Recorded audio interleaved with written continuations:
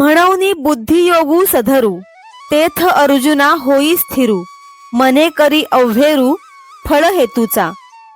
म्हणून हे अर्जुना, बुद्धियोग हाच आनंदाचा आधार आहे. त्या ठिकाणी तू आपले मन स्थिर कर. मनामध्ये फलाच्या प्राप्तीची आशा करू नकोस. जे बुद्धियोगा योजिले, तेची पारंगत जाहले, इही उभयबंधी सांडिले पाप पुण्यी.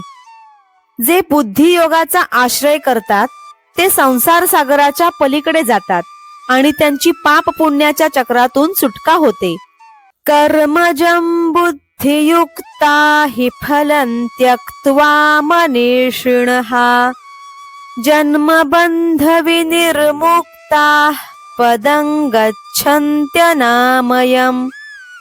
कारण समतायुक्त ज्ञानी लोक कर्मापासून उत्पन्न होणाऱ्या फलाचा त्याग करतात.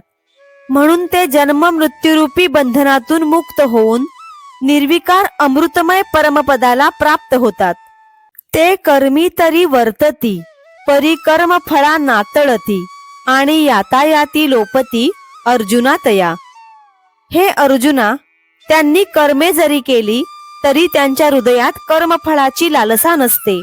म्हणून त्यांचे जन्म मरणाचे चक्र थांबले जाते.